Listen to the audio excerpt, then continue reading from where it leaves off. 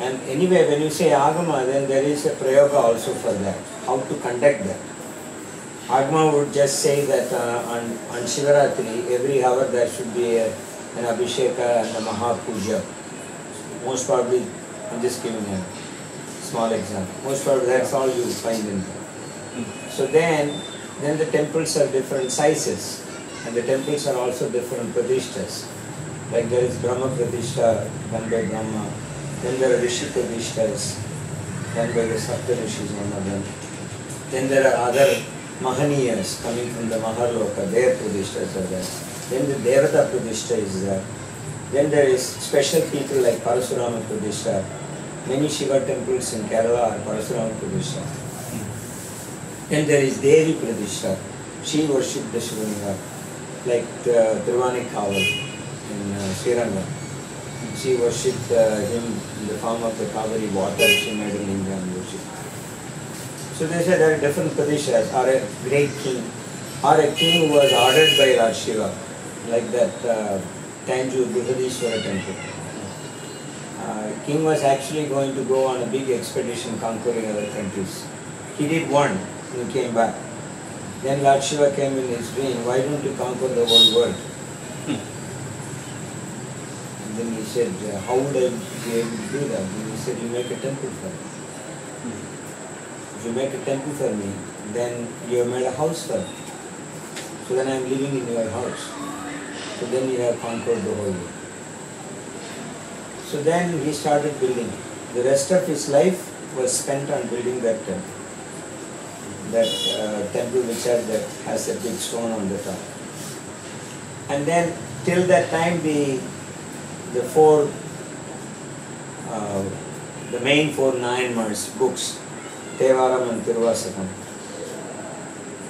they were all locked up in a temple, a very ancient temple, inside the basement. And in fear of some people taking it away, so they said that unless somebody has made a palm leaf saying that unless all the four come together, this shouldn't be unlocked. Then all these four people coming together is just impossible. Because only Appar and Jnanasambandar, they were contemporaries. Appar was already 90 years old when Jnanasambandar came as a 6-year-old poet. So there is no question of all of them coming together now. So this means Tevaram and Tiruvasakam is only heard and spoken and sung, but all of it, how much is there, nobody knows. So this king, he made deities of the four and carried them on the palanquins. Then he told those priests, all of them are here, and you should get the books. So they unlocked the books and they were copied, they were sent everywhere, all over. Those days Kerala was also Cheranadu, it was also Tamil. It was all copied and sent everywhere. So then,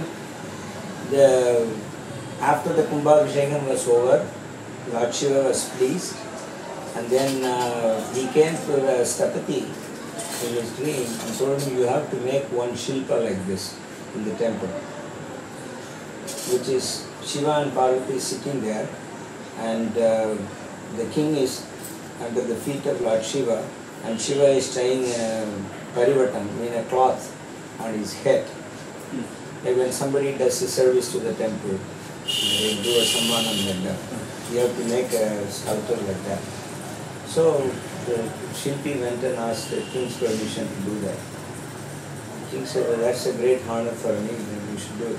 It's there in the Tanjore temple. So in Tanjore temple, it's not the Vedic worship.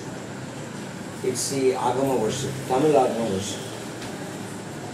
In the Vedic agama also, like I said, there are so many of those books, but maybe one or two books are followed. And the prayoga is there, that this festival you do like this. Now, this is a king pradishta. So if you want to do one particular festival, then it has to be done only in that quality and quantity. You cannot do it differently. Otherwise, maybe you can pray to him and say, we cannot do it. Practically now, that's what they do for all festivals in Tanjore. The prince comes there and says that we are helping. There are over some 3,000 acres of land belonging to the temple. They're all eaten up by public. Now, except the compound, there is nothing else. There's only three offerings. That's all. It's supposed to be 9 offerings and 9 aratiks. And you can see the size of the Shivalinga. It's supposed to be, everything has to be equal to that size. But it's all gone. So then again, with the Prayoga, that mentions, if it is Brahma Pradishta, then the Utsava should be this big. If it is Swayam Prakash, self-manifested, then the festival should be like this. And then it comes down to, a rich businessman or a poor man, by the mercy of God, he built a temple. So all these different things are there. If it is conceived by a helpless devotee, and then Krishna blesses him and he makes the temple, that's considered above Brahma Pradisha. Okay, that means it's directly Vishnu making the temple. So during festivals also and daily worship also, actually daily worship is nothing but a festival. It's simply called Nitya Utsava.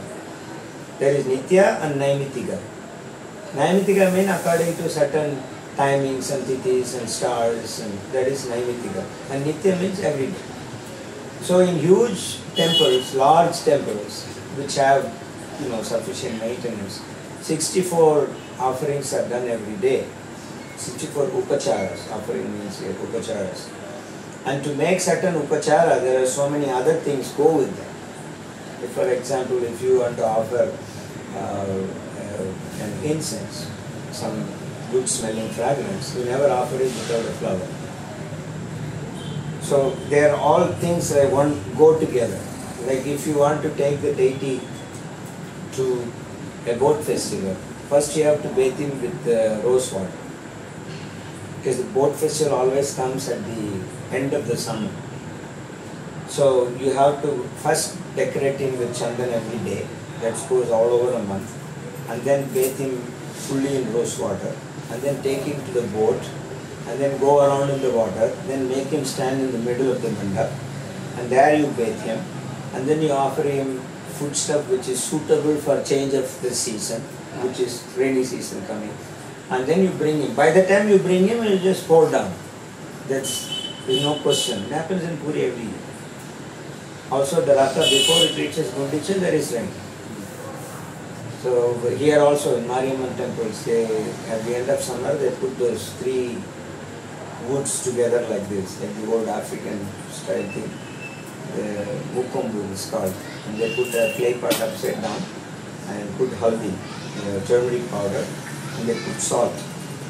And then they pray to Mariamman. Mari means rain. So when they do that in all the temples for 3 days, then there is rain. That rain brings up the heat, takes out all the heat, and that turns into smallpox in many cases. That's why she is connected with smallpox. That's why they call her Muttu Mariamman. Muttu means pearl. Pearl actually means